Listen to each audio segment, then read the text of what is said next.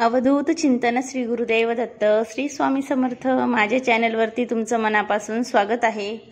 उद्या आहे 3 जून, वार आहे सोमवार आणि उद्याच्या दिवशी आलेली आहे वैशाख महिन्यातील भागवत एकादशी।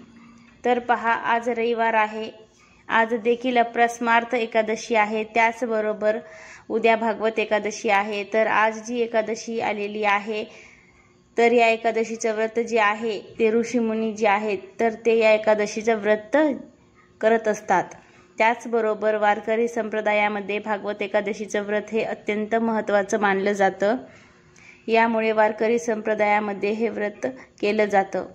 भगवान विष्णूंना प्रसन्न करण्यासाठी भागवत एकादशीचं व्रत केलं जातं। या दिवशी भगवान विष्णूची पूजा केली जाते। प्रत्येक चंद्रमासातील शुक्ल व कृष्ण पक्षातील 11व्या तिथीला एकादशी तिथी म्हटलं जातं। या दिवशी विष्णू भक्त तसेच विठ्ठल भक्त जे आहेत ते उपवास करत असतात आणि एकादशीच्या दुसऱ्या दिवशी उपवास हा सोडला जातो।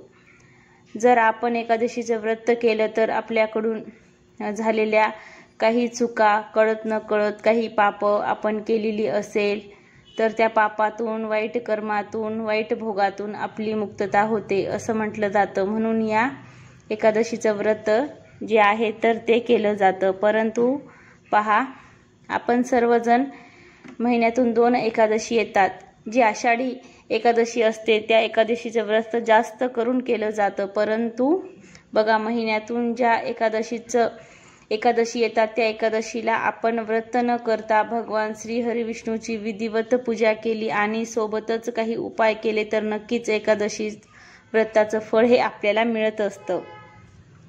म्हणून आजच्या व्हिडिओमध्ये मी तुम्हाला एक अतिशय प्रभावी असा उपाय सांगणार आहे। उद्या सोमवार आहे आणि उद्या भागवत एकादशी आलेली आहे। म्हणून या एकादशीच्या दिवशी आपल्याला आंघोळीच्या पाण्यामध्ये काही वस्तू टाकूनच आपल्याला उद्या सकाळी आंघोळ करायची आहे। उद्या आपल्याला लवकर उठायचं आहे, कारण आपण असं काही विशेष तिथी असले तर आपण लवकरच उठत असतो। कारण पहिलं आपलं शरीर शुद्धीकरण होणं हे सर्वात जरुरी आहे आणि नंतर आपण उपाय करत असतो। जे आपल्याला जमल ते आपण उपाय दिवसभरामधून करत असतो। आपल्याकडनं जेवढी सेवा झाली, जेवढे उपाय झाले ते आपण नंतर करत असतो। पण सगळ्यात पहिलं काय करत असतो, आपण आपलं शरीर शुद्धीकरण करत असतो। त्यासाठी आपल्याला उद्या लवकर उठायचं आहे। उद्या एकादशी आहे। उठल्याच्या नंतर आपल्याला आंघोळीच्या बादलीमध्ये आपल्याला टाकायचं आहे गंगाजल। आता गंगाजल तुमच्याकडे जर दुकानातून आणलेलं असेल ते टाका, किंवा तुम्ही कुठं तीर्थस्थळावर गेलेले असाल तिथून जर तुम्ही आणलेलं असेल तर ते टाकलं तरीही चालते। दोन्हीपैकी कोणतं जरी टाकलं तरीही चालते। 1 चमचा तुम्हाला गंगाजल टाकायचं आहे आणि तुम्हाला थोडीशी आंघोळीच्या पाण्यामध्ये हळद टाकायची आहे, कारण हळद भगवान श्री हरी विष्णूंना अतिशय प्रिय आहे हळद। म्हणून थोडीशी तुम्हाला हळद टाकायची आहे। आणि आपल्याला काही नजर दोष लागलेला आहे, काही नजर लागलेली आहे, त्यासाठी तुम्हाला काय करायचं आहे, उद्या आंघोळीच्या पाण्यामध्ये तुम्हाला थोडंसं खडे मीठ टाकायचं आहे। या 3 वस्तू तुम्हाला आंघोळीच्या पाण्यामध्ये टाकायच्या आहे आणि हे वस्तू टाकूनच तुम्हाला उद्या आंघोळ करायची आहे। आंघोळ करत असताना ओम नमो भगवते वासुदेवाय, ओम नमो भगवते वासुदेवाय हा विष्णूचा मंत्र म्हणत तुम्हाला आंघोळ करायची आहे।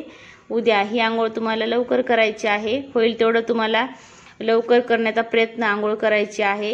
हे टाकून पुरुष सुद्धा आंघोळ करू शकते। महिला तर टाकून हे आंघोळ करतातच, पण पुरुषांनी केली तरीही चालते, दोघांनीही आंघोळ केली तरी चालते। आपल्या लहान बाळ असेल तर त्यांच्या आंघोळीच्या पाण्यामध्ये आपण थोडंसं गंगाजल, हळद आणि खडे मीठ टाकून त्यांना पण आंघोळ करू घालायची आहे। आपल्या घरातल्या लहान बाळांना सुद्धा आपण हे टाकून उद्या आंघोळ करू घालायची आहे। अशा प्रकारे उद्या तुम्हाला हे छोटासा एक उपाय करायचा आहे। ह्या उपायासाठी आपल्या घरातलं साहित्य लागणार आहे, कारण प्रत्येकाच्या घरामध्ये गंगाजल असते। जर तुमच्याकडे गंगाजल नसेल तर याच्या व्यतिरिक्त जर तुमच्याकडे गोमूत्र असेल आणि गंगाजल जर नसेल तर तुम्ही थोडंसं आंघोळीच्या पाण्यामध्ये अगदी थोडंसं तुम्हाला गोमूत्र टाकायचं आहे आणि गंगाजल असेल तर तुम्हाला 1 चमचाभर टाकायचं आहे आणि गोमूत्र असेल तर थोडं कमी टाकायचं आहे, चमचाच्या कमी टाकायचं आहे समजा। पण तुम्हाला गोमूत्र टाकलं तरीही काही हरकत नाही। गोमूत्र टाकून आंघोळ केलं तरीही चालते आणि गंगाजल टाकून आंघोळ केली तरी चालते। जर तुमच्याकडे दोन्ही असेल तर दोन्ही टाका, जर गंगाजल नसेल, जर गोमूत्र असेल तर मग गोमूत्र टाकून आंघोळ केली तरीही चालते। मग असं करू नका की तुमच्याकडे गोमूत्र नाही तर मग तुम्ही टाकणारच नाही, गंगाजल नसेल तर गोमूत्र असेल तर ते टाकणार नाही, पण टाका, काही हरकत नाही। अशा पद्धतीने तुम्हाला हे छोटासा उपाय भागवत एकादशीच्या दिवशी तुम्हाला करायचा आहे। अत्यंत हा प्रभावीशाली मानला जातो, कारण आपण खडे मीठ टाकतो तर खडे मिठाने आपण नजर सुद्धा लहान लेकरांची काढतो। या घरातल्या कोणाच्या मोठ्याचं नजर लागली असेल तर आपण मोठ्या व्यक्तीची बी नजर या खडे मिठानं दोन्ही मुठीमध्ये असं खडे मीठ घेऊन त्यांच्यावरून 5 किंवा 7 वेळेस आपण उतरवायचं आहे आणि असं नळाच्या खाली आपले हे दोन्ही हात जे आपण मूठ उतरलेले जे मीठ आहे ते दोन्ही हाताखाली नळाच्या खाली दोन्ही हात असे धरायचे आहे आणि आपल्या थोडंसं पायावर पाणी टाकायचं आहे। हे मीठ आपल्या हातातून खाली पडल्याच्या नंतर बघा ह्याच्यानं पण किती नजर लय लवकर मोठ्यांची बी निघती आणि लहान बाळांची पण नजर निघण्यास तुम्हाला खूप मदत होऊ शकते। त्याच्यामुळे आपल्याला आंघोळीच्या पाण्यामध्ये खडे मिठाचा वापर करायचा आहे आणि हे अत्यंत लाभदायी हा उपाय आहे। त्यामुळे तुम्हाला आवर्जून भागवत एकादशीच्या दिवशी हा उपाय करायचा आहे। छोटासा आहे पण याच्यानं खूप फरक पडत असते, आपलं शरीर शुद्धीकरण होत असते, आपण विशेष तिथीलाच विशेष आंघोळ करत असतो, त्यासाठी तुम्हाला आवर्जून करायचं आहे। श्री स्वामी समर्थ।